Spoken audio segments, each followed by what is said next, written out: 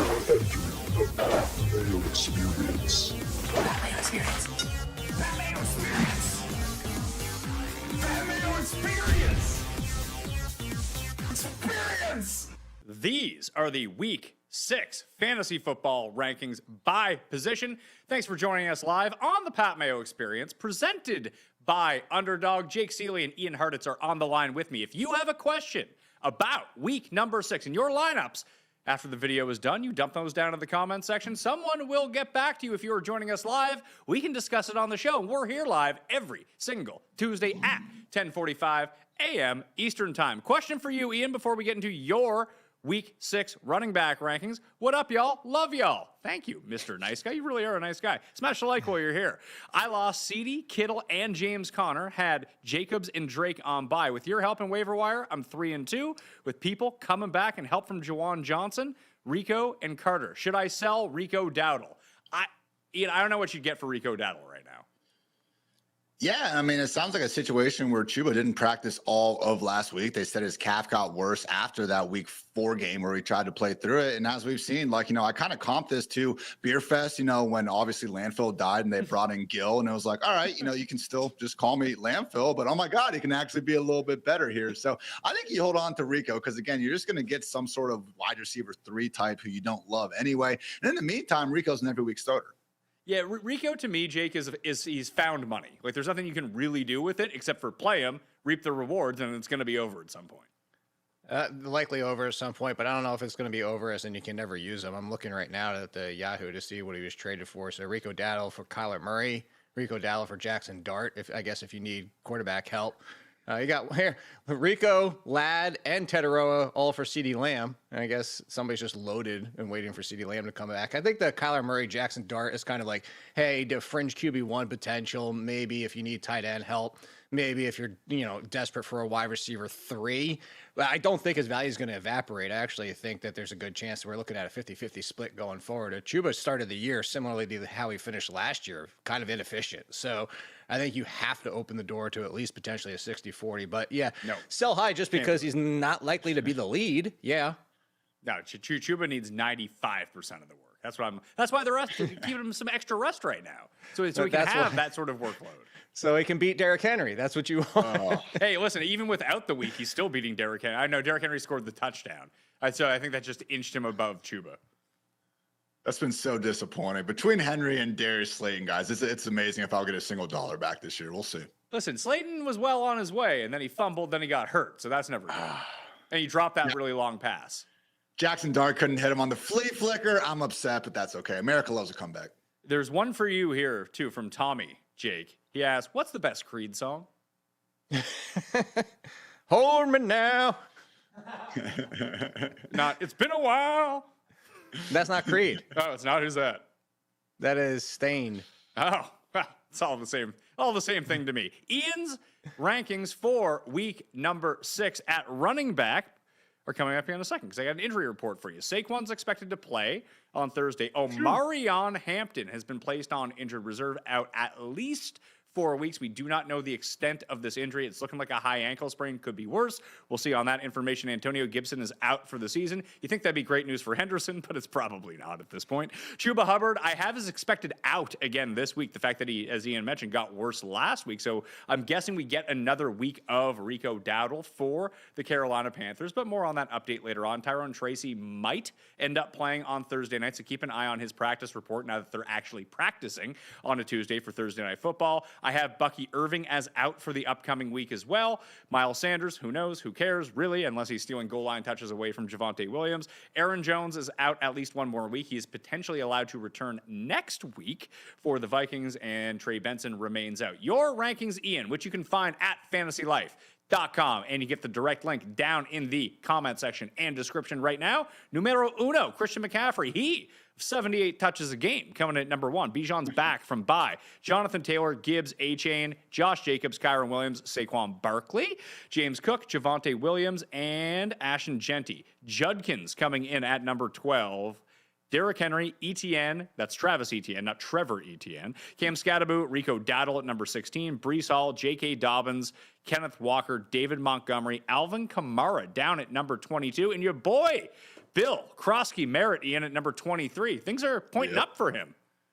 It's looking good. Now, it was a situation where the Commanders, they were down 10 early, and then they actually started to build a lead on the Chargers. So it was positive game script. And as we saw all of last season, you know, Brian Robinson was capable of looking like a world beater one week, and then a more neutral or, God forbid, trailing game script all of a sudden is seeing more work. But, man, Bill Krosky Merritt this year, guys, league high 6.6 yards per carry. He looks like he's going to rip off a big play nearly every single time he touches the ball. At least for this week, I'm really optimistic because, again, he is facing that league worst Bears defense in terms of RB rush yards allowed before contact per carry. So I don't know if I would quite, you know, draw our circle of trust line all the way down there to Bill, because I do still think there's an unfortunate chance we look up at the end of the game and he's only got 8 or 9 touches. But right around that, you know, Rashad White, Breece Hall, maybe even given the matchup, J.K. Dobbins as a RB19, that'd be about where I feel good about all those guys. Where do you start to feel good about, you know, feel less good about the circle of trust here, Jake, in week number 6? Like, are there guys from lower down of, like, let's say 20 in these rankings that you would go to and turn to and bump them up a bit higher? No, I actually think that I start to feel uneasy right around Kenneth Walker, just because it's Kenneth Walker in that backfield.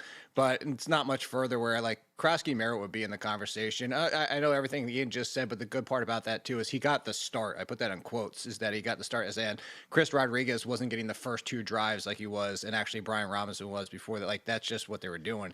So that's why I kind of feel good about him. And like you said, going against the Bears, Ian brought that up. That's where I would draw the, like, I start to get sick to my stomach after that, because now it's Michael Carter. And does that continue into another week? Of course, the DeMercado fumble is a whole nother issue, but they still used DeMercado how they said they were going to use him, passing downs. They just didn't need to do the passing downs that much until late. So does it change a little bit more this week? What, like, Chase Brown's been miserable, DeAndre Swift's been miserable. So I think Krosky Merritt is the true line before I start to be like, man, this really sucks. I think, Ian, I would go with Michael Carter even against Indianapolis, over Krosky Merritt, maybe even against, I mean, Kamara kind of sucks. Are we playing this game like who actually sucks? Maybe it's Alvin Kamara. Man, and, you know, we had so much slander going on this offseason. I think the stat was like Najee Harris, you know, has never broken a 30-plus yard run. Kamara hasn't broken one that long since, I think, 2021 or something like that. So really has been quite some time. And as much as we would love to see him get fed the ball more in the passing game because of everything he's done in the past, he's been one of the league's most inefficient receivers on a per-target basis. So meanwhile, Kendre Miller chomping at his heels, man, really is looking great with all of his opportunities. I do continue to think on those waiver wire guys, Kendre, one of the better deep league stashes because he's an injury or even a trade away from all of a sudden booming up the ranks. 2 situations with split backs right now, because I'm expecting Jaylen Warren to be back for the Steelers coming off of the bye week and missing the game over in Ireland. Do you think that flips at all with Kenneth Gainwell and him, Jake? Or do you think it remains Jaylen Warren as the guy you would want to start in fantasy, but with limited upside because Gainwell still might get these, like, end zone, red zone touches? Yes, the latter. I do think so. I don't think it's going to change. I think it's going to go back to what it was before, where Kenneth Gainwell was technically the lead option, even though Warren outplayed him, out-touched him and everything like that. But I think the touches could come a little bit closer now, especially if they're already looking at the fact that, like, hey, let's keep Jaylen Warren healthy for the entire year. He's already gotten hurt. You know, in past seasons, we went into this year saying, oh, maybe this is finally going to be Jaylen Warren. They drafted Caleb Johnson, who's a non-factor. But throughout the first couple of games before Warren got hurt, as that started to tick up, we're like, oh, the Steelers want Warren just to be a timeshare piece, which is still a decent mid-teen touches every single week. He's just a timeshare, and he's not going to be a bell cow. And then they bell cow him, and boom, he gets hurt. So I think that's probably going to be in the back of their mind. I would go Warren over Gainwell, even with Gainwell out there, just like Ian has them. But I mean, I think there's a conversation to be like, it could be any given week where, you know, Gainwell gets into the end zone and Warren just ends up having 80 total yards. You're just gonna have to understand that's the backfield going forward. Weirdly, the rich man's version of this, Ian, is the Seattle backfield, where Walker just continues to look way better than Charbonnet, and then Charbonnet scores touchdowns.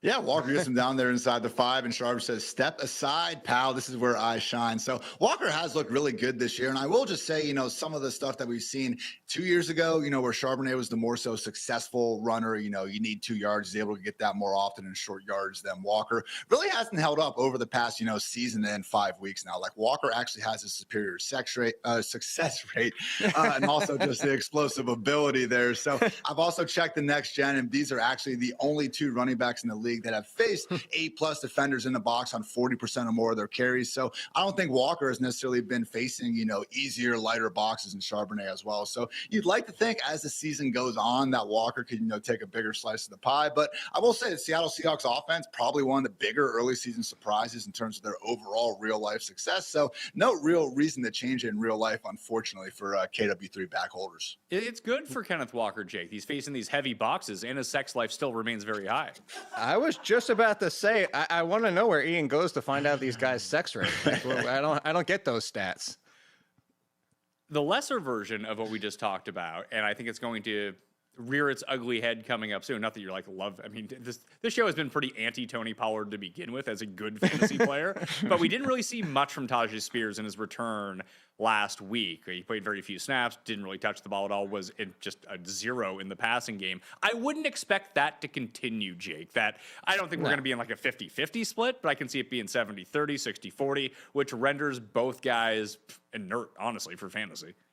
Yeah, it's definitely one that I think it's just going to continue to creep up as Spears gets back to 100%. I would play Warren in front of him. I mean, that's kind of a coin flip if Ian really wants to argue for that. And then outside of that, though, I mean, how much further do you drop him? I mean, it's just the volume's still going to be there until Spears eats in more, which I think will continue to increase, not exponentially, but it should go up every single week. So it's as it is. He's a floor play. Like if you go down this list, and I know we'll talk about more of the names, but if you're like, hey, I need to shoot for ceiling, you could bench Tony Pollard for, I know we're going to talk about the Chargers guys, Charbonnet in case he gets a touchdown.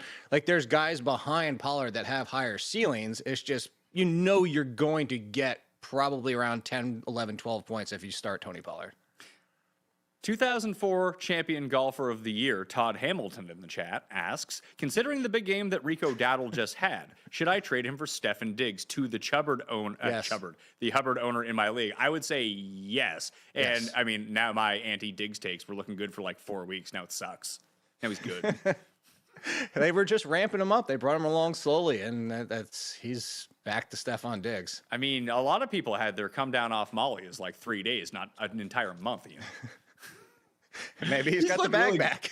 Right? I mean, he actually has looked really good out there, even just more so surprising to me after the catch. He's already been credited with 4 missed tackles forced this year. He only had 3 on 47 catches with the Texans last season. So to me, that was the most impressive part. But yeah, they really are force feeding him at this point. 19 targets over these last 2 weeks. No other Patriot has more than 6. Drake May is looking like a revelation there under center. Definitely would take that deal. You know who they could use, Jake, right now in this offense?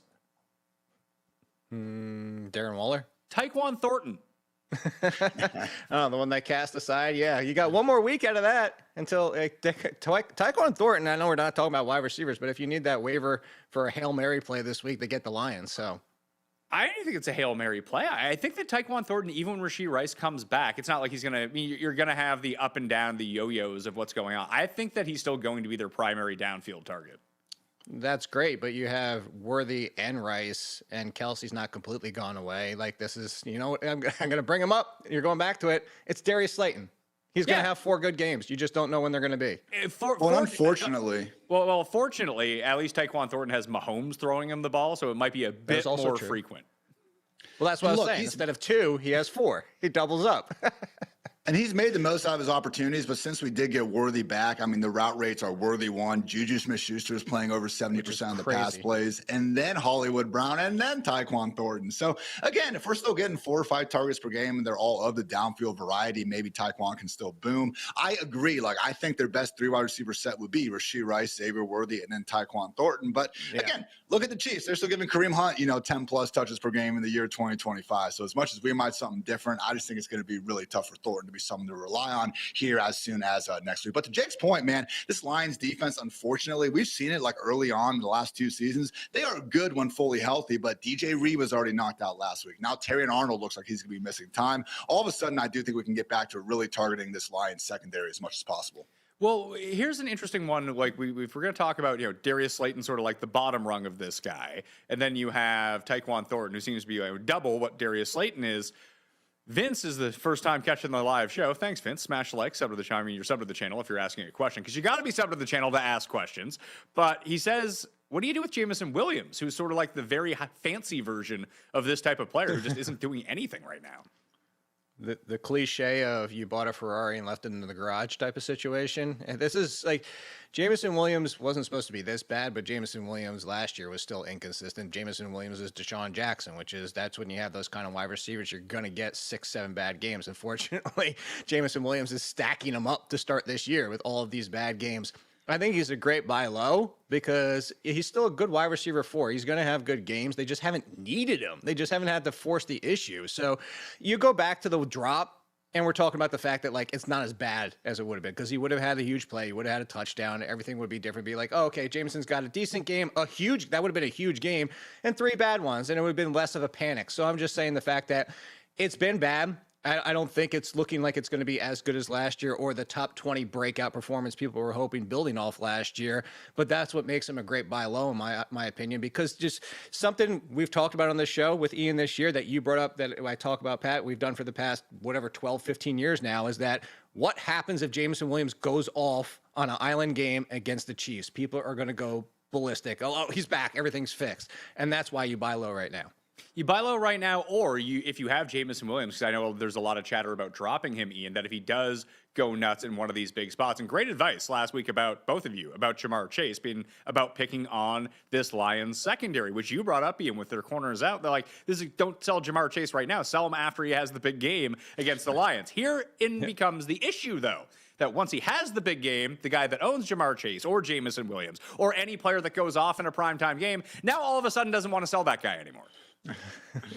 That is the catch-22 of the whole situation, right? But in J-Mo's case, honestly, Pat, like, he's had very similar career numbers to this point as one of your favorite guys, Rashid Shaheed, out here. And Shaheed's been doing that, with God knows who at quarterback, definitely not Jared Goff out there. So with J-Mo, again, he still is a starting wide receiver who's going to lead the way in air yards inside one of the league's best offenses. So I wouldn't go out of my way to sell the guy or anything like that. But I just think we need to kind of adjust expectations and realize that he's not going to get the target bump that we were hoping for, and probably going to be his consistent wide receiver 2, just more so set as that boomer bust wide receiver 3. But don't love the spot on Sunday night. Again, it's J-Mo, so it only takes one. But this Chiefs defense been much more run funnel this year. They're actually the second worst defense in EPA allowed per rush, 10th best in EPA per dropback. So even as we saw last night, the Jaguars hit a couple downfield ones, but it took Travis Hunter jumping over 2 guys, and then an absolute pearl from T-Law to BTJ down the sideline.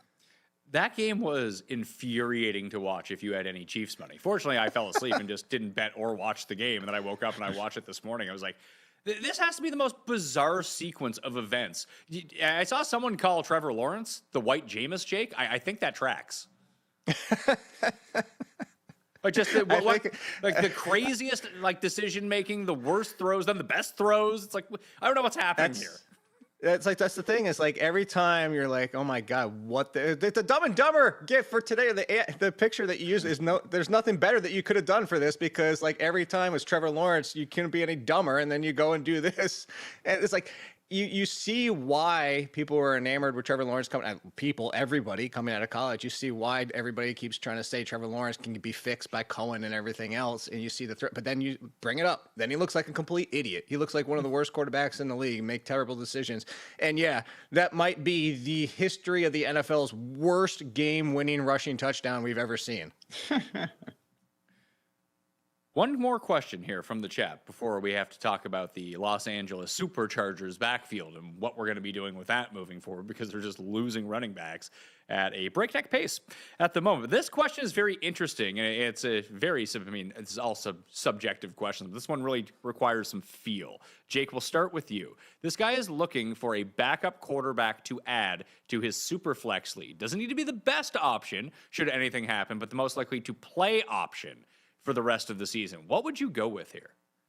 Oh, so like as in a backup quarterback on a real NFL team, not like a backup for his fantasy team. Correct. So, like I believe the question has been framed as, I need to pick up a super flex quarterback because I have an empty spot. So it's not like who's the best backup in the NFL. It's who's the most likely to play backup in the NFL right now.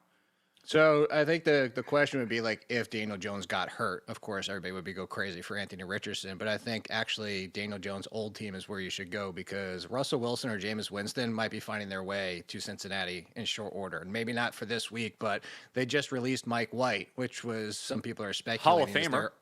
I know. They're opening the door to bring in a quarterback, and you're not getting Kirk Cousins' contract moved. Looking around the rest of the NFL, like where you're going to go, it's probably one of those. The problem is which one. I think they're more likely to send Jameis just than Russell, because like if something were to happen to Jackson Dart, I think they're obviously Russell Wilson was the quarterback to start the year. So you could take that flyer. But if you want to like a super long-term one, I do still think we see Shedeur Sanders before the end of the year. I think they're going to give him a shot. Yeah, but the thing with Shedeur, I guess that I would be kind of worried about is like, are we going to be running to try to start him? And I know we're in a situation where we're not looking at great quarterbacks in the first place, but he didn't run at Colorado. And just like you look at that offense, I don't think we're getting a much higher ceiling than what we're even getting from Dylan Gabriel, at least in fantasy land. I would say maybe Tyrod Taylor, as much as, you know, my homerism for being a Buckeye fan, you know, always has me looking at Fields through rose-colored glasses. It hasn't been pretty out there. I will say that when Tyrod did play against the Buccaneers, I mean, he did absolutely nothing for the first 3 quarters of that game as well. So I think both guys deserve some slack, because outside of Garrett Wilson, there is nobody to throw the ball to there. But just again, when you look at that win-loss record, 0-5, Fields not exactly passing the eye test. Tough game coming up here in England against the Broncos. I wouldn't be surprised if Tyrod starts more games this year. I think like if the move is I just need someone to play in this spot because they're going to get snaps and I need to score like 3 points out of this spot instead of 0, I suppose, if that's what you're looking at, I would probably take a look at Brett Rippon, honestly. If Jake Browning has one more of these terrible games, I cannot, like, eventually they're going to have to just try something else. The report this morning, though, was that the in-house solution is not there. Okay. So then that's a Cousins or Jameis spot. Yeah, that's why I brought up the trade scenarios, because they said that if they do turn to somebody, it's not going to be anybody on the roster. I would say like super random could happen if Geno keeps throwing interceptions. Yeah. Maybe we see Kenny Pickett. Maybe, or you could see. I don't think that Purdy's going to play this week. Mac Jones is banged up. Was it like Adrian Martinez? I think is their backup. I don't Mac know. Jones Superflex probably league, rostered, yeah, in a Superflex league everywhere. Yeah, no, I'm just saying they're Adrian Martinez. Snoop Huntley for Baltimore, they're saying that if Lamar isn't ready to go, I think they're going to try at 1-4 at this point. But Cooper Rush was so bad, it could be Snoop Huntley week. Also, the Panthers, you know, have found a way to get these 2 wins. But Bryce Young, man, outside of a couple flash plays, really has looked awful. So Andy Dalton, we've seen him when he's gotten out there a few times over the years, guys, still hasn't been horrible. So Dalton would be on that short list. Can we whittle it down to at least 1 or 2? Because I just realized we gave the guy like 9 games. I think Russell Wilson is probably the answer. Is it? I think Jameis might be more likely to get traded, though. Yeah, but I mean, Dart is like one more like bizarre rush away from being out for the season. He slid a lot this past week. They got in his head real quick on that one. He stopped stiff arming and diving. He is very susceptible to, or whoever. I mean, the way that you can look at it too is that who's the backup in Jacksonville right now? Is it still Beathard? I think it's Mullins. Is it Mullins? Yeah. So whoever Lawrence actively engages in contact when he runs. Like when he slides, he like slides into people. I could just see him getting hurt. Probably Fields then, and it'd be Tyrod, who we actually did see have a game and runs himself. I mean, Fields is someone who we know is going to run 10 times a game, and he also has that outside chance to get benched. So, again, if it was like you need someone for this week, that's a backup, which, again, is a pretty tough predicament. Then maybe I'm looking at the Snoop Huntleys of the world. But I do think Tyrod, or Jake's point, like Jameis Winston, probably the better handcuffs. If we're looking at pure injuries as well, don't forget about Jalen Milroe in Seattle. Again, Darnold's playing fantastic football, but God forbid he does go down. Milroe is one of those guys where we could see him legit run the ball 12, 15 times per game.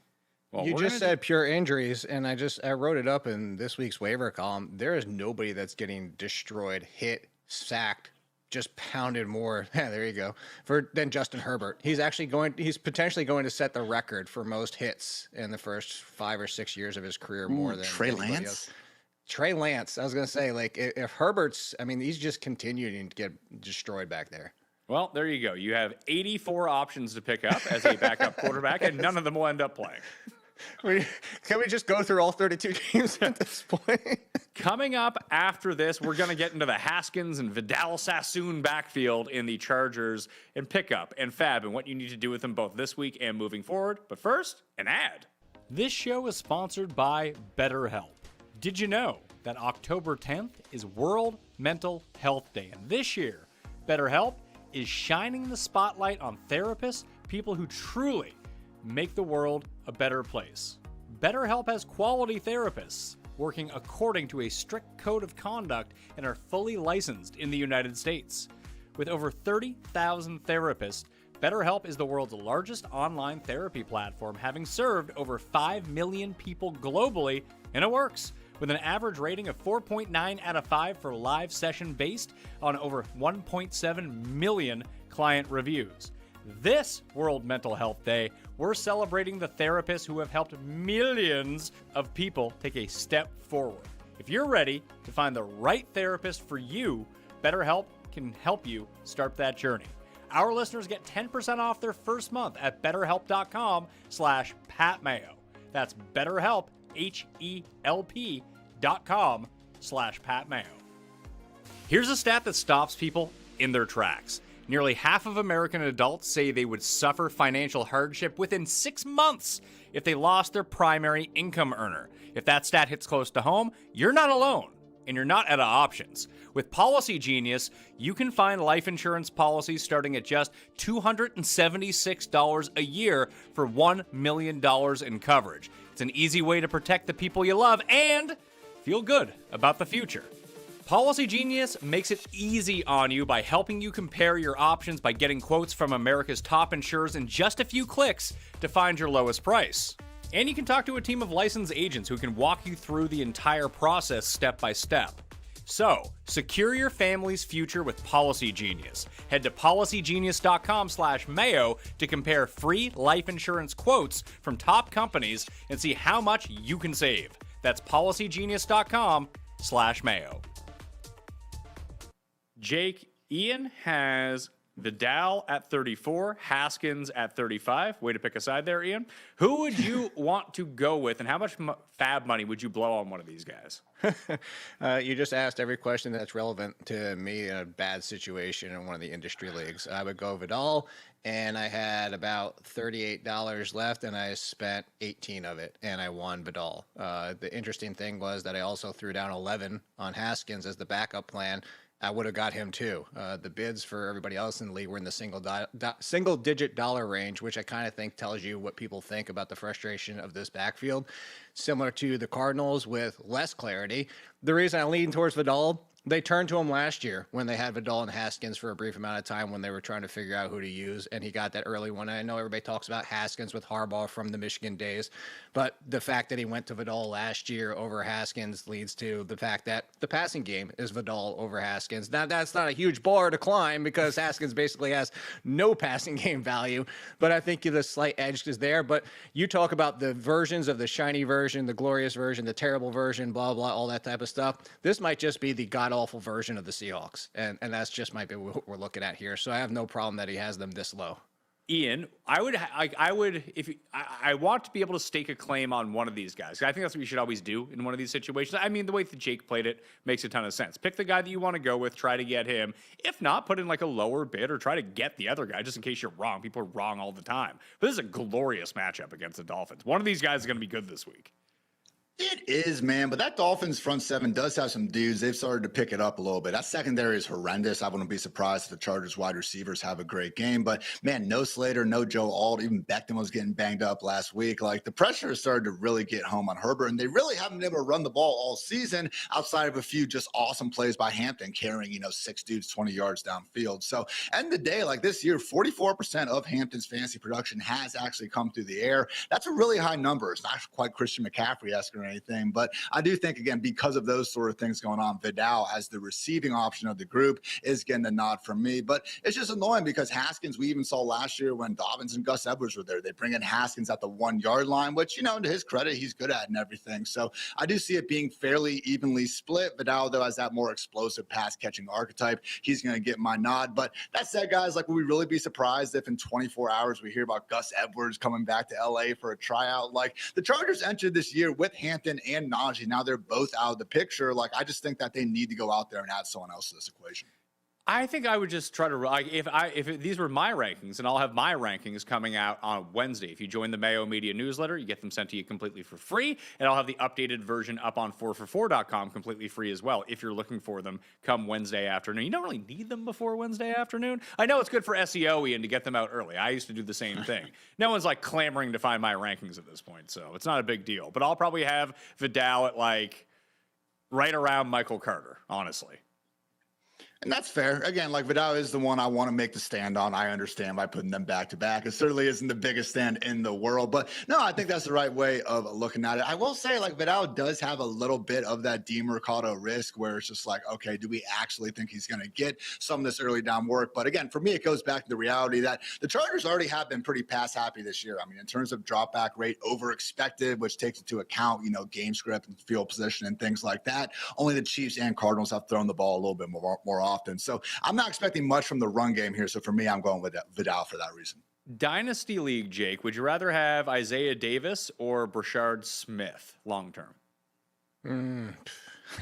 Brashard Smith, just because of the team he's on and the fact that Kareem Hunt, despite the fact that he still is producing out there and they keep churning him out there, that Kareem Hunt could be gone next year. The thing with Smith, though, is that this is not all too surprising that he didn't see a huge uptick. I thought there would be a little bit more involvement, but is essentially Jerick McKinnon at best. So you're looking at RB3. This really just comes down to the fact that Isaiah Davis basically got essentially no work, even with no Braylon Allen. So I know Isaiah Davis has some upside. I actually liked him coming out of college, but the Jets are kind of telling us that he's almost break glass in case of emergency. Ian, if Smith were to do the thriller dance after scoring a touchdown every single time, like Kareem Hunt, would that bump him up higher for you? I think Jake's right. But again, I think the answer is probably no, to be honest with you, just between the two. Like, I just don't see this really emerging. I will say, like, as much as everyone wants Brashard Smith to be Jerick McKinnon, put some respect on Jerick McKinnon's name. I mean, that dude was a freak. Obviously had some bad injuries that, limited what he was able to do in the long term. But in that McKinnon season, okay, he was their primary pass blocker, and he also spent 89% of his snaps at running back. This year, we've seen Brashard Smith play 21 snaps in the slot or out wide and only 24 at running back. 0 times that he has been used as a pass blocker so far this year. So I think he's in a pure gadget role right now, and it's really fun to watch these 195-pound running backs make some plays here and there. But I go back to, watching that Chiefs-Giants game on Sunday night a few weeks ago, and Collinsworth actually said that he asked Andy Reid about, hey, we get some more Brashard Smith out here running the football, and Reid more or less told him that, we have some bigger guys for that role. So again, Brashard Smith, fun player. Maybe we do see him get some more touches out here, but I'm just worried he's stuck in that pure gadget role right now. Jerick McKinnon also Georgia Southern Hall of Fame last year, who was part of the 600 rushing yards where he had over 200 himself against my ODU Monarchs, where I was sitting there in the stands watching it happen. He was a quarterback, right? No, running back. I thought McKinnon played quarterback in college. Am I thinking of someone else? Think so. You're thinking of Terrell Pryor. Terrell Pryor. Thinking of. It wasn't that one. They ran 600 yards against us. Yeah, that was also the first year ODU had football back, though, to be fair. I'm going to call for questions right now. We'll get to them as the show goes along. You got to be sub to Mayo Media Network in order to ask one. If you're watching this after the fact, dump them in the comment section. But the thing you need to do is smash the like. If you want to listen to this on audio, the podcast will be up right at the conclusion. He was a quarterback. Screw you guys. Apple and Spotify, Pat Mayo Experience is where you can find the uncut version, the circumcised version you can find on Jake's feed. The circumcised version. It was dual purpose until his senior year. They converted him. That's why they said we're done with this. He was a running back a senior. I pulled it up too while you were talking to look. If you have Jaden Daniels, Jackson Dort, he's like Bort, but he's Jackson Dort, and Justin Herbert, what running back or wide receiver would you aim for with Justin Herbert in a trade? How do you feel like? I don't find that quarterbacks get traded very often, weirdly enough, in fantasy and not leagues. for much. Yeah, they possess value because they score so many points, and we've seen more of a shift back towards that draft capital during the draft, Ian. But in season, I don't feel like they garner a ton of interest.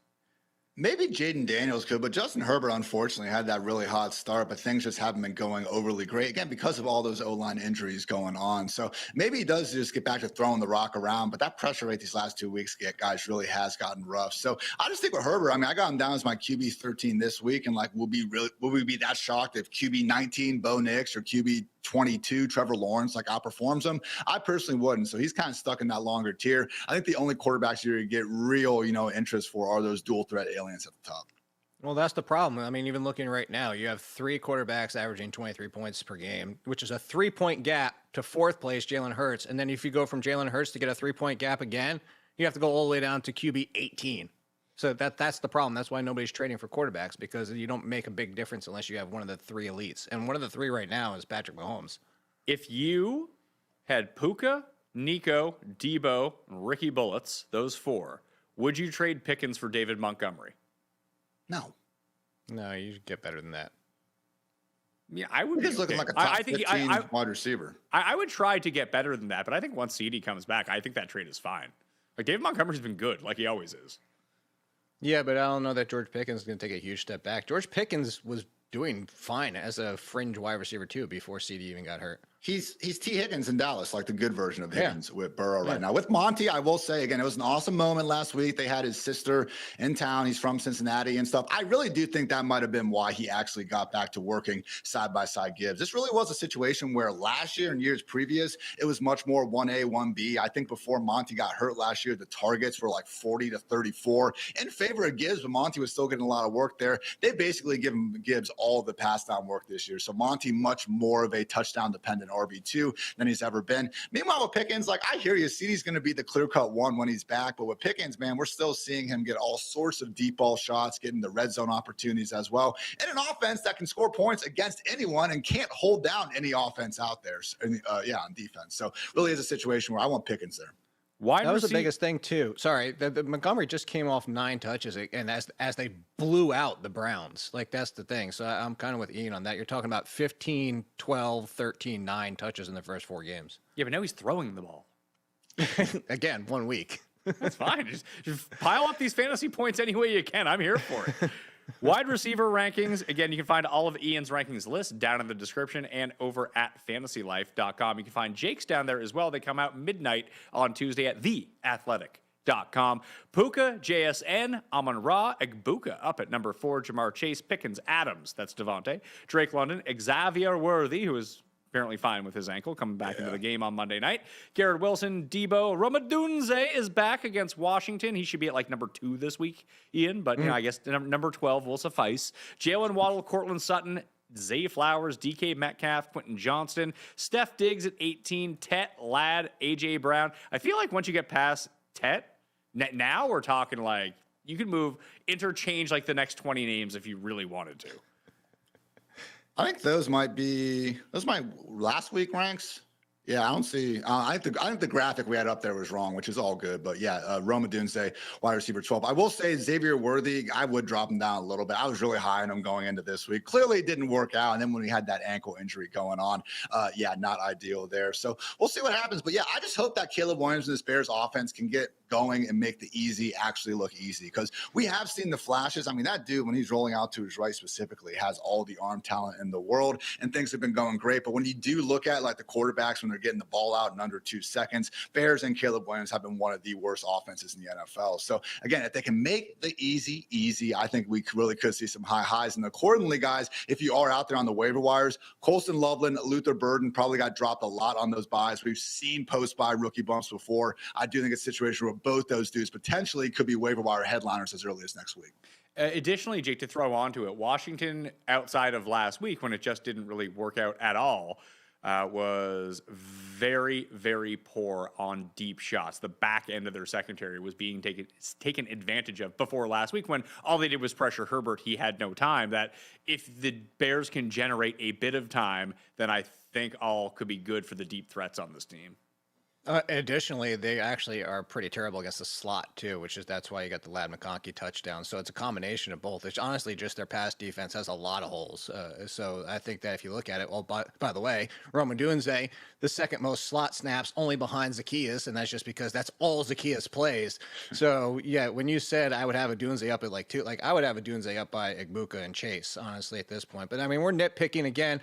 Goes back to the whole conversation of like, if you have a Dunze at 5 or a Dunze at 12, like who are you actually benching him for anyway? So if you want to like nitpick through these ranks, that's whatever.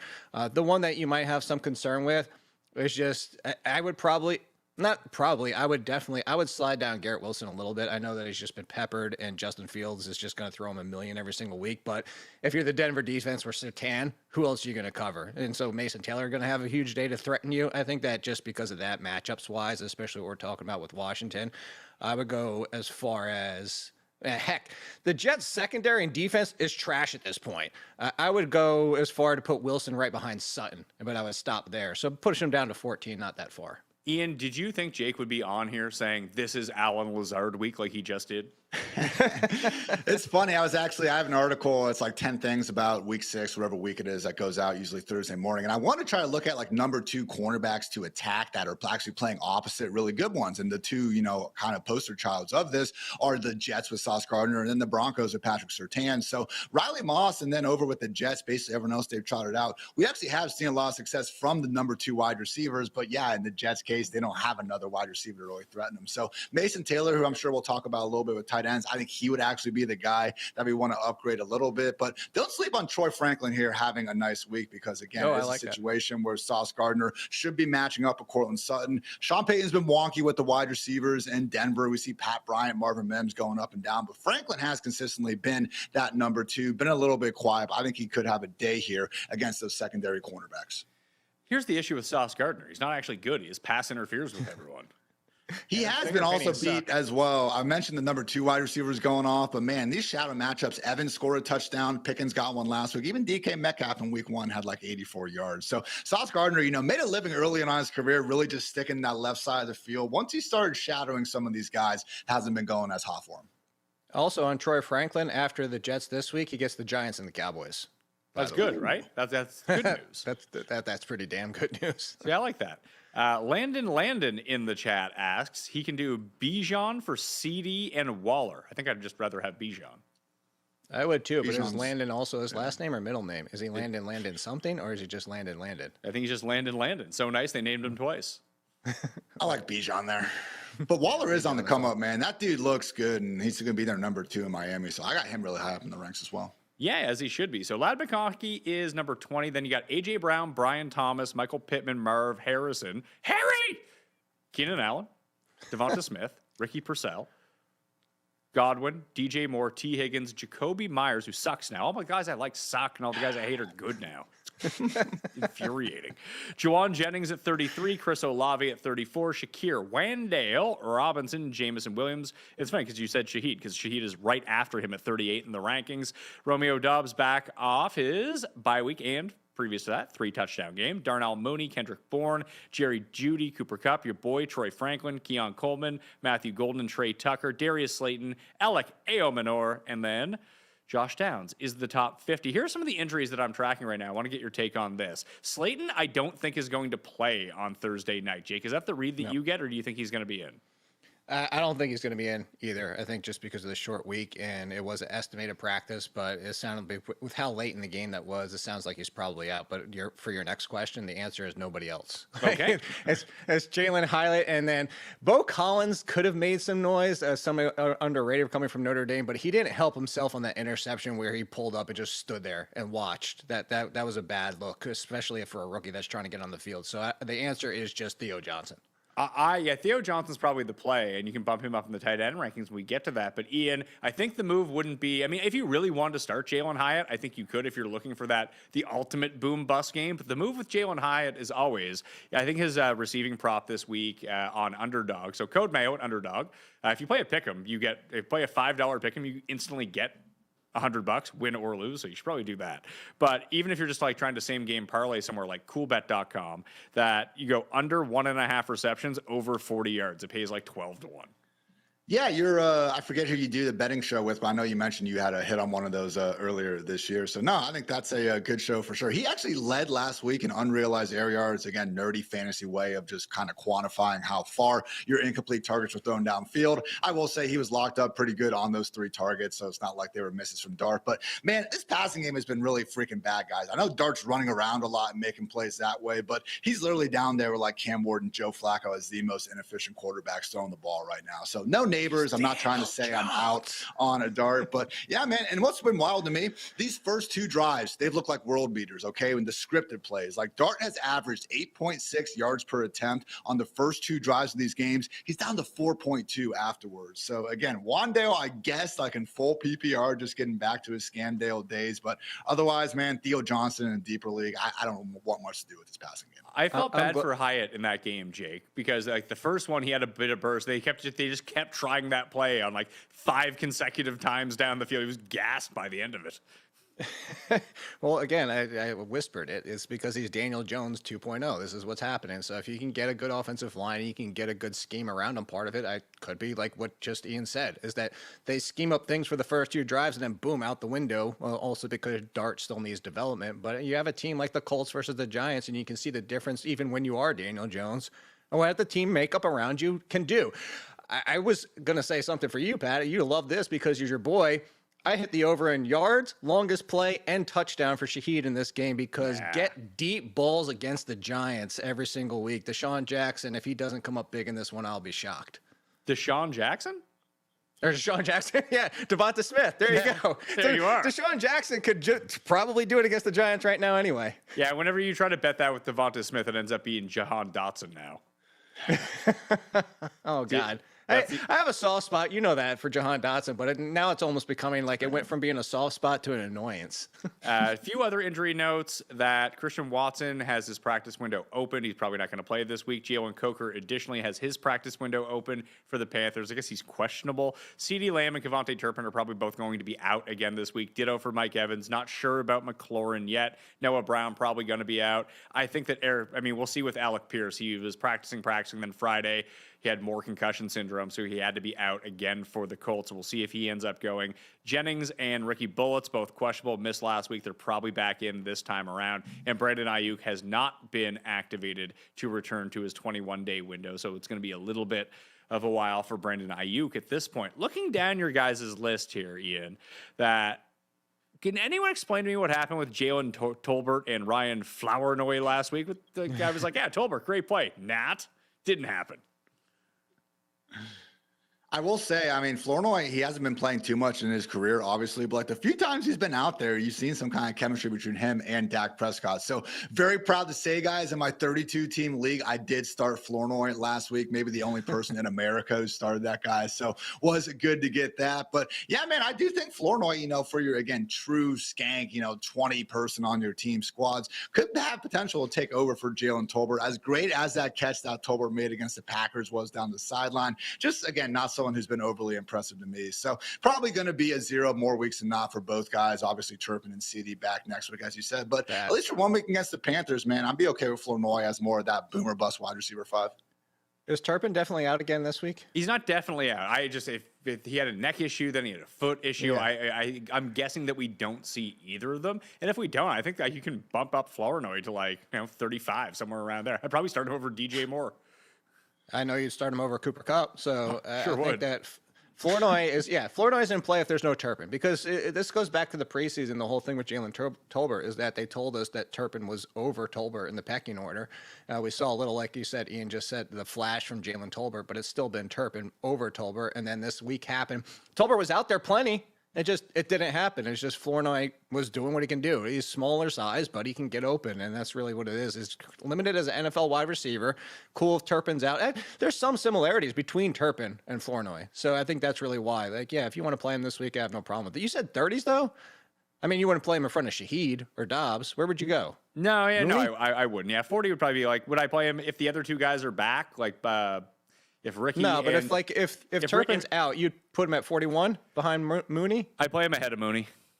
Okay. Mooney's been dog shit, man. Oh, there's the swearing. I'll time code that for you. You're doing good today. I was doing pretty well today. I think that DJ Moore's too high. I have no trust in DJ Moore. I don't want to play T. Higgins as long as Jake Browning is starting. I play him over both those guys. Olave continues to stink despite having all of the work in the world. Shakir, did anyone feel good starting Shakir right now? Can't feel good about any Bills wide receivers. Dalton Kincaid's the best option, and even then, you never know when the next 2 or 3 target games around the corner. I actually think Romeo Doubs is a bit too low, honestly. I'd bump up Dobbs. I'd probably have him above Chris Godwin. Yeah, Chris right Godwin. now it's just weird. What's your take on Chris Godwin, Ian and Pat? He looks like he's 90% or even better. I thought you were going to say he looks like he's 90 years old. No. He looks close. He doesn't have his full burst back, but he looks close. But it's just everything's just 5 yards upfield, except for that one play in the first game that he was back 2 weeks ago. I don't understand. And maybe he's not. Maybe I'm just kind of rose-colored glasses, and I think he looks better than he does. I will say Goblin has never been this guy who's exactly, sprinting by your entire defense in the first place. I think kind of the big problem, and this was the big storyline going into last year. They said, okay, after Goblin was only in the slot on 34% of the snaps in 2023, they said your best years are coming in the slot. We're moving you back there. And the guy went nuts, 61% slot rate in 2024. He's back down to 36% this year. They're using Sterling Shepard and Tez Johnson a lot on the inside, Abuka and Goblin on the outside. So that's been a surprising development for me. And I think it's taken away a lot of those easy hitting screens and lower ADOT stuff that Goblin was making a big time living on last season. So it honestly might take Mike Evans getting back in the lineup for Goblin to get back to, racking up the PPR points. Question from Kai Turner in the chat. He wants to trade Kenneth Walker. He has a surplus of running back talent right now. What level of wide receiver, Ian, would you go for Kenneth Walker? AJB or BTJ, hopefully. I think I'd rather have BTJ than AJB right now. Yeah, I don't think AJ Brown magically got bad at football. I understand he stopped on that one route, and that was a bad look. But hey, Jake, you just mentioned it. We got the Giants coming up on Thursday night, and if AJB does go nuts in a primetime game, he is going to all of a sudden have an awful lot of surplus trade value. So BTJ, I'm not out on either. Again, he still looks like a size speed freak out there. And T-Law, once in a while is throwing an awfully pretty ball down the field. So that would be about the range, though. Marvin Harrison Jr., maybe. I just don't have the faith in Kyler. But ever since just maybe the worst half of football that we've seen from a wide receiver in recent memory, Marv's put together 6 straight pretty good quarters. And I know last week when I was looking at the strength of schedule numbers moving forward, Marv and the Cardinals wide receivers actually had the single best stretch up until week 8. I think I would go, Jake, the Cortland Sutton, Tet McMillan range to see if that works. That'd be cool, too. I was going to say, though, if I have either one of them, I'm not trading for Kenneth Walker. And this was going to be my point. The names that you're all throwing out are fair. You could make an argument for all of these, throw in a Deebo Samuel or Xavier Worthy. That might lose a little bit value when the other guys come back. But all that being said, we're talking about wide receiver 2s. The biggest thing that he said, what should I look for? Well, the biggest thing is these names that we're kind of throwing out. You need to look for a team that has these names down to their 3rd, maybe even 4th wide receiver spot who actually needs a running back, because we can throw out all these names, be like, go get DK Metcalf, and then it goes to DK Metcalf, and it doesn't matter when they already have 3 good running backs. So, that's the biggest thing that we tell people all the time for these trades, to make sure you find a team that actually makes the fit for Kenneth Walker as a need. To go back to the A.J. Brown thing, I saw somebody cover it yesterday, and I retweeted it because he was right. I saw the same thing. Ian's not wrong about the fact that he stopped, but it was a play that wasn't even supposed to go to A.J. Brown. He was kind of playing a decoy, and he peeled off once he ran his route. I put that in quotes, and that's completely coaching and on him. That they bring it up. It's been a year-long thing. If you watch the Eagles, is that they're just not giving 100% every single week, and they're peeling off oh, this one is. They're Percy Harveying it. It's oh, it's not for me. I'm just going to go do my thing and then stand around, and that's kind of what happened too. So yes, it was on AJ Brown to a degree, but it's kind of more of a culture issue. But I think the Giants are going to help them get right this week. 1-for-1 deals right now with Kenneth Walker in the Yahoo trade machine from today. Kenneth Walker, 1-for-1 for Bucky Irving. Kenneth Walker, 1-for-1 with Nico Collins. Kenneth Walker, 1-for-1 for Chris Olave. Kenneth Walker, 4, Brian Thomas, and Chase Brown. So Kenneth Walker for Roma Chase Dunze. Brown's throwing at this point. Yeah, Kenneth Walker for Roma Dunze. I would do that in a second. Kenneth Walker for Devonta Smith. It's out there. Kenneth Walker for Tet McMillan. There's another one. Kenneth Walker and Wendell Robinson for Michael Pittman. I just feel like no one knows how to value Kenneth Walker. So there's a chance there's 2 guys in your league who think he's awesome. Trade him to those guys. There you go. Especially the Roma Dunze one. Holy crap. That's Nico Collins. That's the easiest. Well, when you look at those, there's a couple of those. I don't know why they happen or who does those, but there are a couple that's come on, how did those actually get accepted? But I think that Tedrow McMillan is a really good call. He actually has an NFL high now of, I believe, 43 targets without a receiving touchdown, unless BTJ caught him last night. So he's certainly due. And yeah, man. And honestly, again, we mentioned it before, talking about the backup QBs. Bryce Young, hopefully he just gets back to playing like he did in the second half of last year. But if not, we actually did see Andy Dalton come in and elevate Deontay Johnson before he had, his Deontay Johnson stuff going on. So I actually like that Tedrow McMillan call. That would be probably the most realistic target we've talked about. Few more questions. Would you go Purcell, Calvin Ridley, Matthew Golden, and Brian Thomas? Which one of those guys would you sit? I'd probably sit. It's Ridley or Golden, right? Golden. I'm sitting Golden. Yeah, it's between the two, and probably Golden by a hair. Just I don't know if they need him. The thing I is, will this is the. Go ahead, Ian. Yeah, I was gonna say the Titans, as bad as it has looked. I mean, their first 4 games, guys, like were not really easy by any stretch of the imagination. They had to go against the Broncos, the Rams, the Texans, Colts. Not great. I get it, but 3 of those 4 very, very tough. And like Marv, I mean, Ridley was popping as someone with a pretty great schedule coming out. So they get the Raiders this week. After that, it doesn't get too easy again. But really looked good last week. So Golden's still someone where we're just hoping that he's going to get 5 targets and make something out of them. Yeah, I was going to say, so the Ridley targets have still been there. It's just been miserable for the first couple of weeks, mostly because Cam Ward's connection just hasn't been there. The Golden one, it comes down to, it's the Packers are doing exactly what we hoped they weren't going to do from last year, is they're just rotating. Dobbs is the only one that's out there almost 80% of the time. It was Wicks, then it was Golden, then it was Golden, and then it was Wicks again. Like, they're just going back and forth with them, which is we all hope that Golden could be at least the 1, if not the 2, and he's basically rotating as the 3.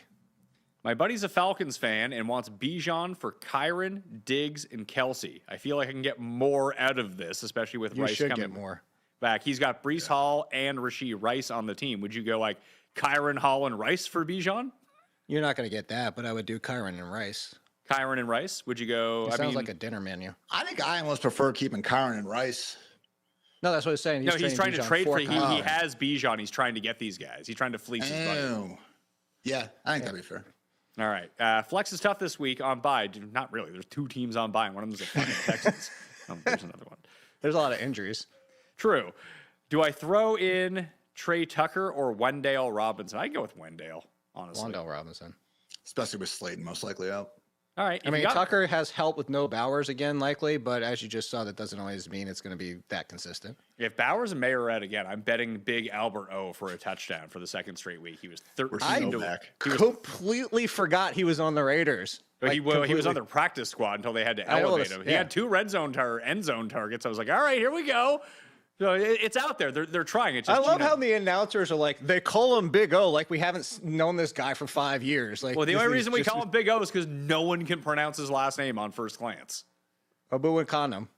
It's so weird with Michael Mayer, though. I mean, last year he missed like half the season because of his personal stuff that, to my knowledge, never really got revealed. Now he's missed multiple weeks of concussion, which I understand. Takes different people, different timelines to come back. But just, I was so high on this guy coming out of Notre Dame, and now Bowers is out. And we still can't get some Michael Mayer on the field. Yeah. But yeah, Alberto, anytime touchdown. Sure. There are a lot of tight end questions filling up in the chat right now, which means we need to get to the tight end rankings. We're going to do that right after this. Now that I'm old, I've had to come to the fact that I just don't bounce back the way that I used to. I don't wake up in the morning feeling normal. And now that football season has started, that is absolutely unacceptable. I got work to do in the morning, and I got kids that are waking up. It's no good. But that isn't a problem anymore because I found ZBiotics Pre-Alcohol. The ZBiotics Pre-Alcohol probiotic drink is the world's first genetically engineered probiotic, invented by PhD scientists to tackle the rough mornings after drinking. Here's how it works. When you drink, alcohol gets converted into a toxic byproduct in the gut. It's a buildup of this byproduct, not dehydration, that's to blame for the rough days after drinking. Pre-alcohol produces an enzyme to break this byproduct down. Just remember to make pre-alcohol the first drink of your night. Drink responsibly, and you'll feel the best tomorrow. Go to zbiotics.com/PatMayo to learn more and get 15% off your first order when you use Pat Mayo at checkout. ZBiotics is backed with a 100% money-back guarantee, so if you're unsatisfied for any reason, they'll refund you your money, no questions asked. Remember to head to zbiotics.com/PatMayo and use the code PatMayo at checkout for 15% off. For over a century, Johnnie Walker has shared its bold spirit with the game of golf. Now, crafted with Devereux Golf, Johnnie Walker introduces the Johnnie Walker Blue Label-inspired Sunday Golf Bag, elevating the game with sleek design, Blue Label hues, and refined gold accents. Celebrate your hole-in-one with a premium Sunday bag crafted by Devereux Golf. Submit proof of your achievement to johnniewalker.com/blue-in-1. Please drink responsibly. Week 6, tight end rankings, few injuries to go through. Bowers and Mayer probably both not going to play again. Not sure about Jatavion Sanders returning for the Carolina Panthers. George Kittle, ditto with him. He could play, probably not going to play, but he could play in week number 6. The big one was on Monday evening. Ian, Brenton Strange got hurt because he sat on his hand too long, and now he can't catch the ball anymore. Yeah, that was a rough one. Hip, I thought, was the actual problem there. So we'll see what happens with Strange. But yeah, man, how about Jake Tunges? Have we ever actually figured this out? Tight end 7 on the season, at least before Monday Night Football. So say that last name again. It's Tunges. It's Tunges. I've been calling him Tongs. Speaking So of was I. Tongs. Until Thursday Night Football. Ian, did you know that before Thursday Night Football that it was Tunges? I didn't know until this second. So thank you, Jake. I watch all 22. They don't say the names on all 22. Sorry for being a phone grinder. Film grinder.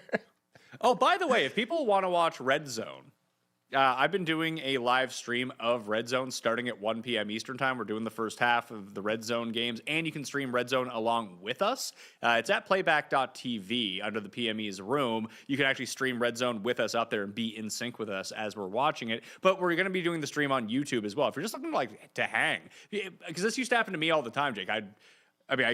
Cust and I used to do like a Skype call and watch the games together because when I moved, I just didn't know anybody. And that's who I wanted to watch football with all day. But some people just don't have people to watch football with. That it's a great hang time. Like, we're not like firing bets or anything like that. We're just commenting on the games and cracking wise.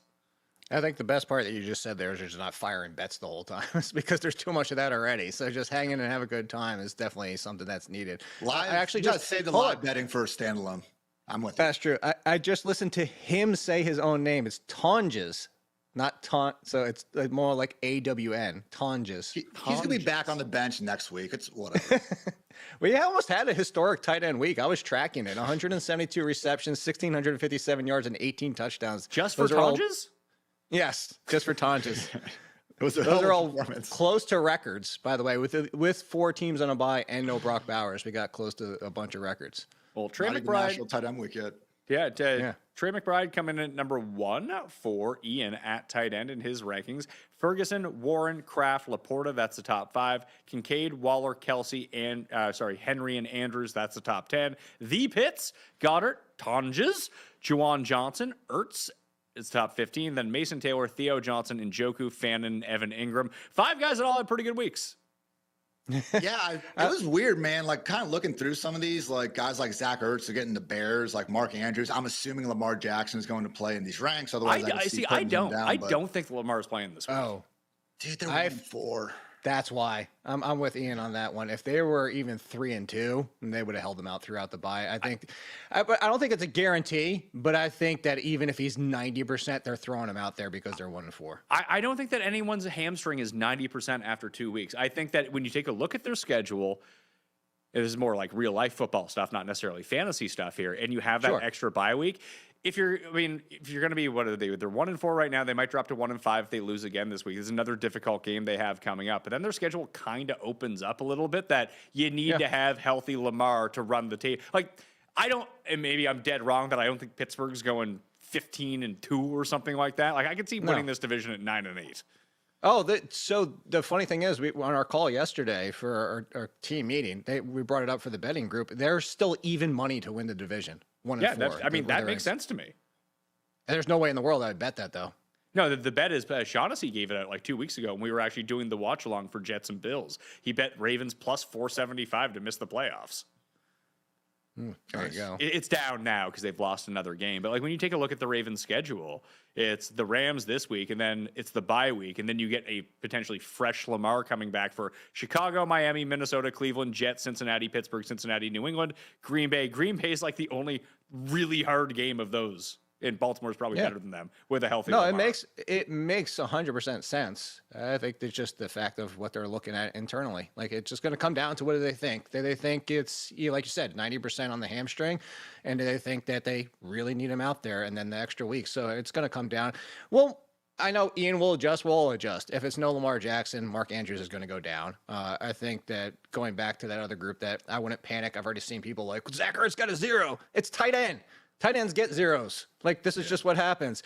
The only one I'm going to say, like, in this whole conversation, that if he got dropped, if you don't, we have to benchmark Andrews because of no Lamar Jackson.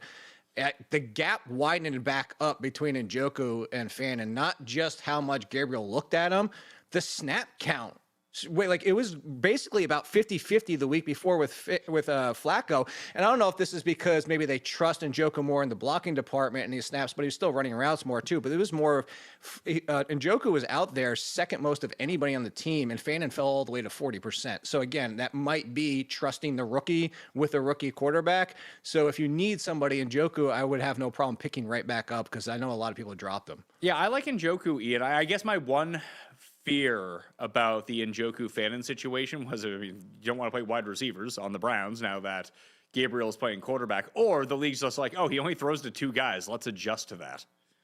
Yeah, and I mean, that's why I was honestly surprised they made the switch when they did. I mean, Dylan Gabriel, I think represented himself okay enough going up against the Vikings in London, but now to not even get a bye week after you had to go overseas and then go into Pittsburgh against the rested Steelers defense. I know the Steelers haven't been, as good on defense as usual, but I don't think they're going to be as bad of a group as maybe they were during the first few weeks of the year. So it's a good shout on the Njoku. Honestly, if you wanted to move him up around that tight end 1 borderline, I wouldn't have, too many issues with it. Again, just a situation where Juwan Johnson kind of, turning back into a pumpkin at this point. But the Patriots have been a bottom 3 defense. Like I thought I was going to have Mason Taylor, Theo, and the Njoku a little bit higher. But when it came down to it, I do think there's, decent enough reason to have these other guys ahead of them. Ben Jake asks, do we trust Mason Taylor? Have Kittle on the bench? Should I be shopping for a wide receiver too? A lot of should I trade Kittle and just roll with Mason Taylor? I would not do that. I would wait for George Kittle to be healthy and just play him. I would too, but I think Mason Taylor's in a trust circle of he's a fringe tight end 1. This is what we said in the preseason. Yeah, this is what we said in the preseason. He's their number 2. He is clearly their number 2 because they have no wide receivers, and he's turned into it. It took a few weeks to get here, but the biggest problem is when you say really, I can understand the hesitancy, is that if we eliminated the last 10% of that game, Justin Fields is the worst quarterback out of week 5. Garrett Wilson doesn't score. Nobody does anything on that team. Is that Justin Fields just woke up at the end of the game and is like, hey, let me go do my thing. If we ended that game early, it's a non-factor, and we could have that game this week. You have that threat any given week with Justin Fields is that you're going to get 5 points and 100 yards passing. So that's why where I say Mason Taylor, circle of trust, yes, and the fact that he's the number 2. Circle of trust, I agree with you. I would not trade away George Kittle to ride with Mason Taylor the rest of the season. Ian, would you pick up A.J. Barner and drop Juwan Johnson? Yes. Probably not. I'd still lean towards Juwan. Barner scoring touchdowns, but we're still seeing, there's a Arroyo involved as well. Darnold and the Seahawks are humming on offense. I get it, but there's still been, I think, 3 of these 5 games where he's only thrown the ball 25 or 26 times out there. So I just think Barner is pure touchdown dependent. And hey, the touchdowns have been coming to his credit. Juwan still is someone where he's going out there, and even with the return of Taysom and Foster Moreau and having that banged up ankle or whatever it was, still had a snap rate north of 80%. So I still lean Juwan. If you threw Theo Johnson into that mix, I think I'd rather have Theo Johnson, Jake, than both those guys. Absolutely, 100%. Okay. What about both Browns guys? Both Browns guys over Juwan. Juwan coming back, I know everything Ian just said, but he was basically worse Chris Olave for the 2 games prior. And then, again, Taysom Hill started getting run out of the backfield just being on the field. So it's just more annoyance there. So I would go Fannin close over Juwan Johnson, but that's super close. But so I would have Theo Johnson at the top of that list. Out of those Yes. 5-6 guys, Ian, would you have Theo up there as well? Yeah, I mean, Theo, remember, he was one of the reasons him and Brenton Strange, why Tyler Warren didn't break out until his very last year at Penn State. And just again, if you're into relative athletic score, Theo Johnson really is a freak among freaks. So no Neighbors, no Darius Slayton. Theo Johnson is, again, probably going to be the number 2 in this offense. So I'm cool with that. Again, Juwan probably could be a little bit lower. Maybe I'm still holding on. We had him ranked as a top 6 tight end 3 weeks ago. I guess that's just, a pretty good example of how quickly things can change at tight end. Yeah, it's the volatility of this position. A few more questions here, just very quickly. Would you go Derrick Henry or Rachaad White in full point PPR, Jake? Rachaad White. Shout out Jimmy. Would you do the same thing, Ian? You wouldn't, would you? Benching Derrick Henry. Nah, I think I go down with the ship. Assuming Lamar plays, give me Derrick Henry still. What if there's no Lamar? That's Then where Rachaad White. Okay, 1.5 point PPR, Ian. Judkins or Kamara? I would still roll out Judkins here. Judkins, whatever scoring you want. It doesn't matter with Kamara anymore. He's not getting the passing opportunities because Kellen Moore doesn't throw to his running backs. That being his offense. Alex asks a survivor question. Would you go the Packers or the Eagles? We'll cover that both on the best. Survivor. Yeah, I'm Fucking done. Cardinals, man. Are you kidding me? I actually Are have you to kidding say, me, Arizona? You know what? It was so glorious. Is like I played the risk because I'm in the giant 4-for-4 one. Thank you, Pat. And Yeah, I I'm have out. multiple. No, I had 3 You're gonna be teams, and I tough. played the risk of going with the Rams. Me too. Because yeah, so there. But then I was so happy because my other one, I went with the Colts, and I watched everybody from the Cardinals, and it made me feel better. And knocked out 50. Well, you saw it. 50.4% of that pool's gone in one yeah, week. well, I'm playing in like a charity one where there still is like 10 grand to the winner, and I had 3 teams in it. I got bounced with the Green Bay tie 2 weeks ago. I got bounced by Arizona last week. I ended up going Detroit Indy the past 2 weeks with the one team. I'm still just somehow alive here, and like there's not many people left. Okay, enough about us. Sorry. What was the survivor question? It was Green Bay or somebody else. Green Bay or Philly? Okay. Green Bay. I mean, the Eagles should wax the Giants, but on the road division, just you never know. Rested Packers too. Yeah, give me Green Bay. Is it on the road? I thought it was in Philly. No, Maybe it's wait. No, not. it's New York. Oh yeah, there we go. The Strange only enough, thing I would say, hold on. two 'cause in New York games this week, and they're both the Jets and the Giants are home this week. That's right. Back when I still did have a survivor hope and dream, I tried to look at some of the best teams, like their matchups. The Packers do get the Panthers at home in week 9. Washington Yeah, but against the Bears. If I you don't didn't feel pick great the about Rams, that. the Rams get the Saints at home that week. I mean, you could just play. You could just point. use Denver in London this week against the Jets. Yeah, Rams have the Saints. I think it's the Packers. But I feel like most people already use Denver. I used them week 1 against the Titans, but hey, that's another good one. And that's the thing is Philly gets the Giants in 2 weeks back at home. And I did not get bounced on my one remaining team, Ian, because I used Arizona week 1, so I did not have them available to use last week. There you go. And they Kings almost stay lost kings. week 1 against the Saints. People forget that. Oh, man. Speaking of terrible teams, and since we skipped past it, because we basically just mapped out week 6, 8, and 9. Chicago at home against the Saints in week 7. Would you guys roll with it? I heard. That's what Let's see. Yeah, Chicago at home. Oh my God, Miami, Cleveland. I mean, people might use New England at Tennessee. I mean, Kansas City at home against Vegas is like a look. Denver's at home against the Giants in week 7. That's a good spot. Week 7 is probably. So if you use Denver, then you, yeah. If you haven't used Denver, though, Yeah. week there's 7 is a a tough one. There's a lot of bad teams playing each other next week. Yeah. And the Jets and Panthers. Good Lord. The Bears will be favored, but we'll see how Patriots they look this in week. Tennessee. Yeah. If you just pick tie to see if you can middle at that. It's like playing Baccarat. Quarterback rankings very quickly. Is there anything, who you're playing at quarterback. The rankings are kind of pointless right now, unless you're playing in a super flex or looking for a streamer. Is there anyone that really pops off to you in terms of streamers, Jake, that you could go with this week?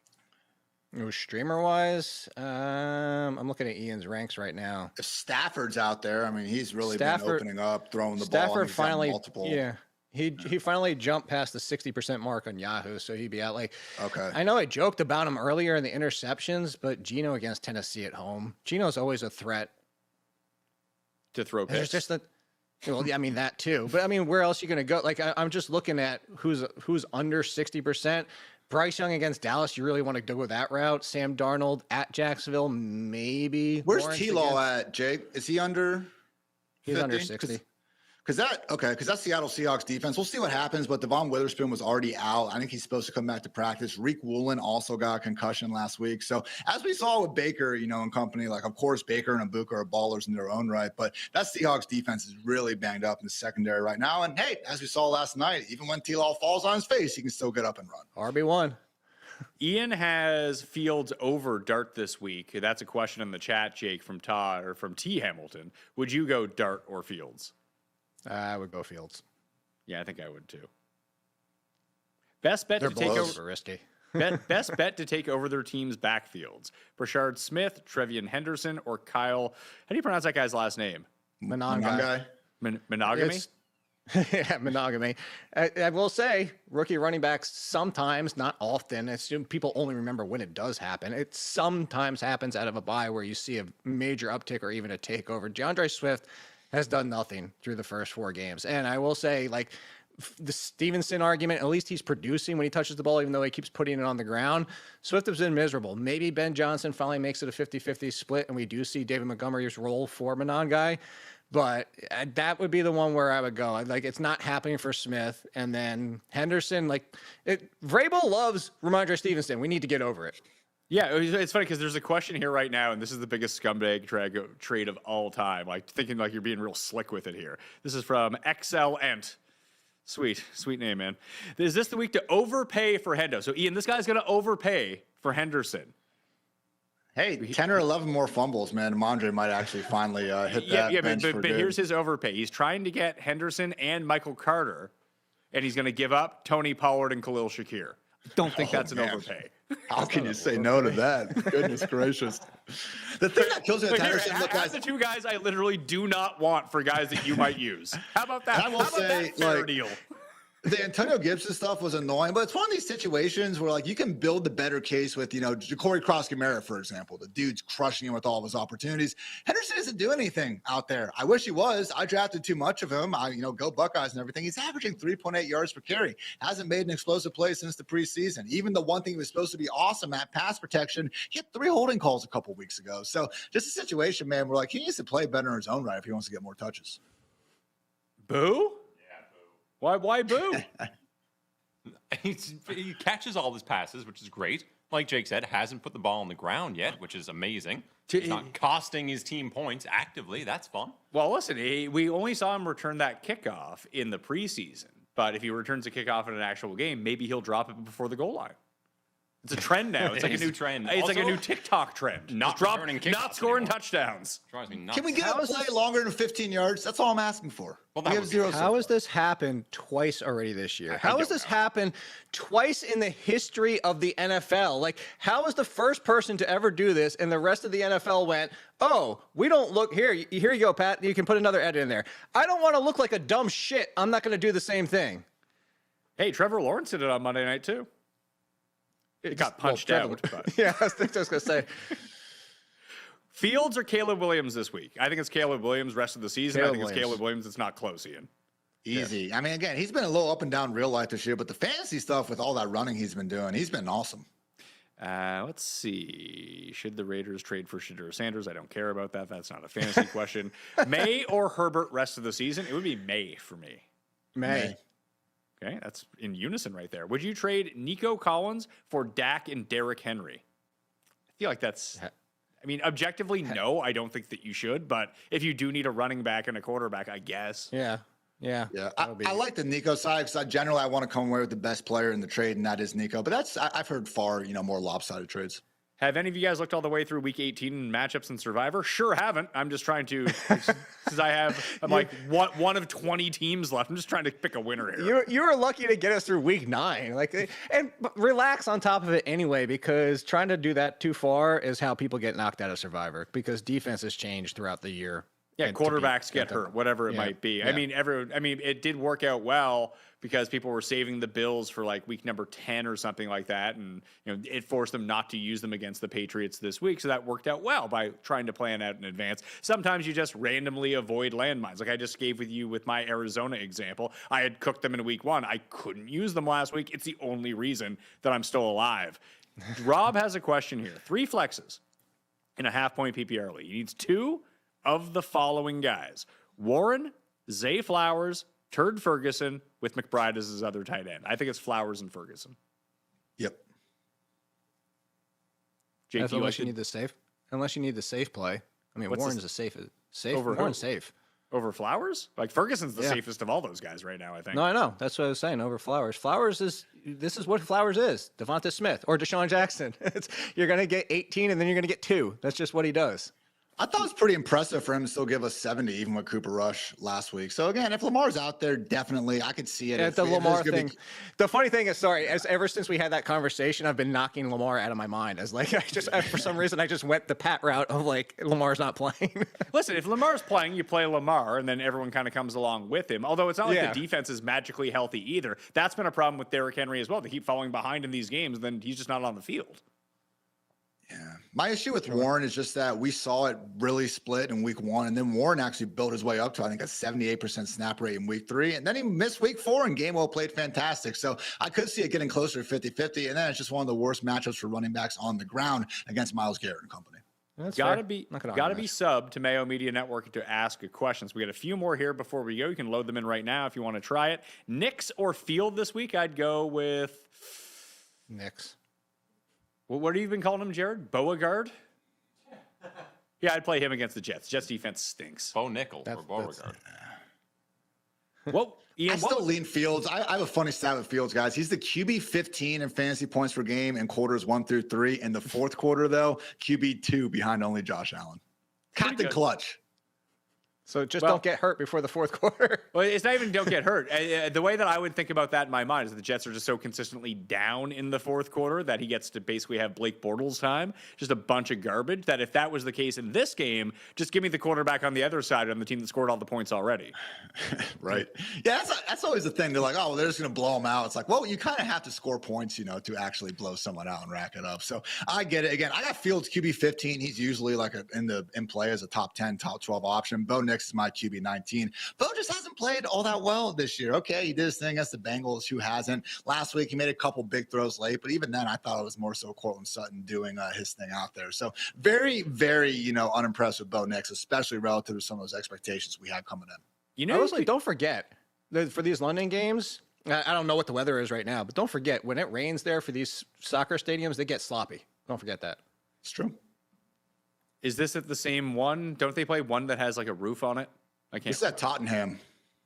Isn't that one open? I don't know. Tottenham. Care. London games. They're the things I have on at the gym on Sunday morning. Yeah, I'll say Fucking Tottenham, soccer. yeah. It's open in the middle, but I don't think that closes. Let's see, is A.O. Minor a real person? He is, and like Theo Johnson, a Canadian. So there you go. We've seen a lot of him up here. Would you play Michael Carter or David Montgomery this week? Monty, right? Montgomery. Yeah. I have Monty 3 spots higher. Give me money. Flex, full point PPR. Ricky Bullets, DJ Moore, Calvin Ridley, or Hunter Henry. I would play Ricky.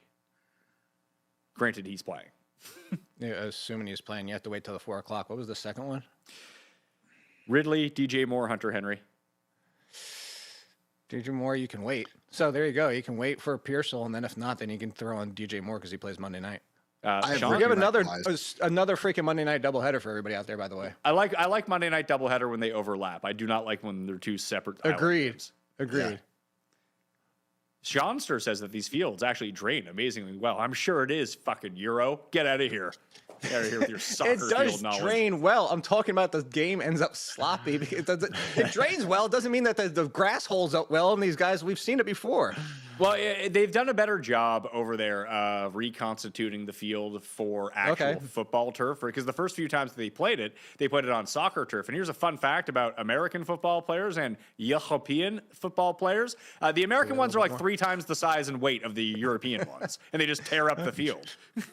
So they had to get stronger fair grass point. in. Yeah. Okay, if they've done their job, then fair point. Just as long as they're not playing on the Giants field. Well, that's what happened in Brazil like 2 years ago in that Packers game. Just they had That like was the a soccer whole other turf. story. Yeah. That was winter Super wonderland flex. out there. Cam Ward or Sam Darnold? Darnold. Sam Darnold. Darnold for me as well. Is Rashee Rice a top 8 receiver rest of the season? No.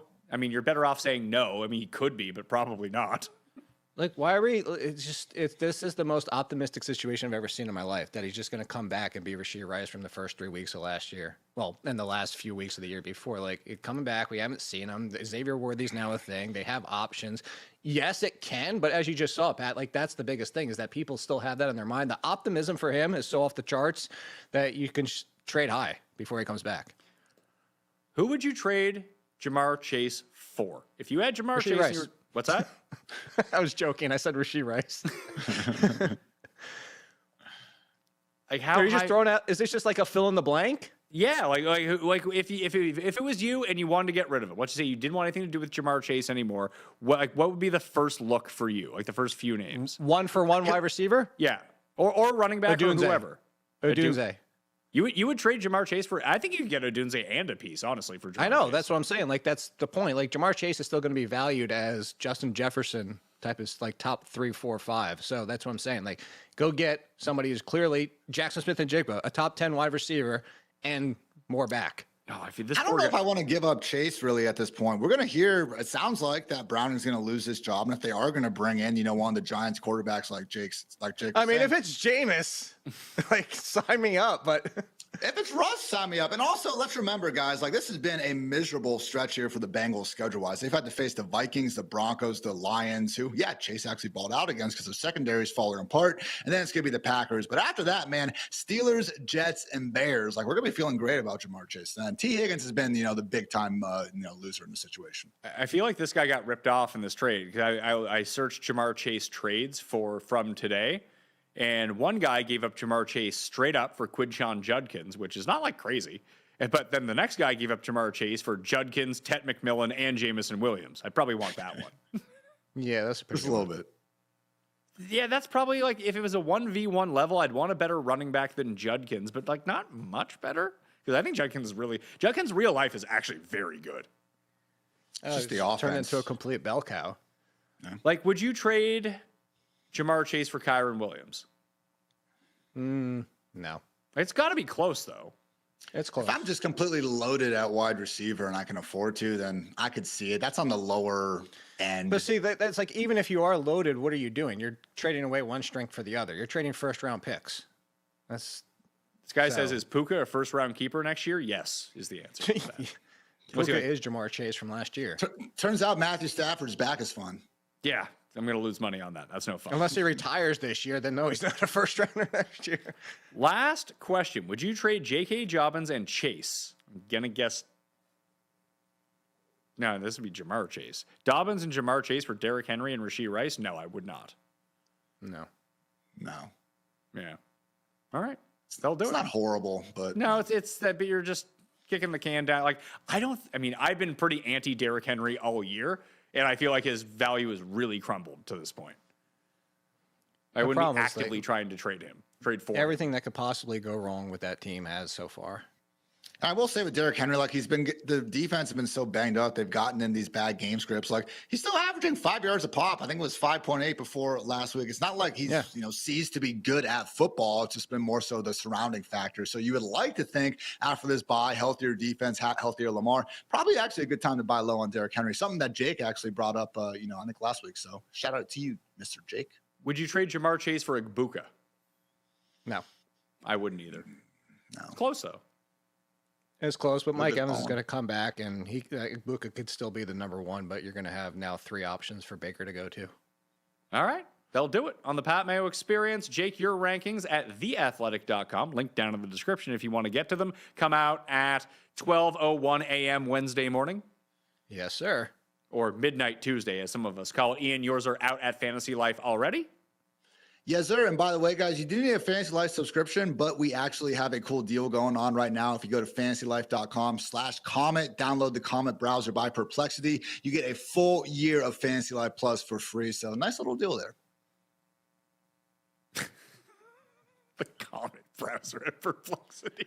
Free Fantasy Life Plus, Pat. It's worth it for the free Fantasy Life Plus. I'll give you that because it is a very valuable sub that you can have. Ditto for the 4for4 product, rankings, tools, everything you need. Code Mayo50 gives you a free week and a 50% off discount of the monthly plan. So wait. Screw the $2 a month athletic one, whatever. You didn't bring it up. I couldn't remember what it was at this point. Because that's what it is basically constantly now. Why don't they just make it free? Because you have to pay people like me. I need to live. Maybe you can run. Listen, for $2 a month per person, I feel like you could Google ads more than that. If it was a free site and got more traffic. Hey, I'm not the one that runs the company. I'm just the schlacky that works for him. Yeah, and great content up at theathletic.com. Yeah, my free newsletter will be sent out on Wednesday. Mayo Media Substack, you can hit that in the description. It'll get sent right to you. Additionally, 4for4.com. Get all my stuff up there for free. If you want the premium stuff, Mayo50 is the code you want to use for 50% off. All right, thank you all for watching. We'll be here again 10:45 a.m. next week, Eastern Time on Tuesday for all your questions, okay? See you next time.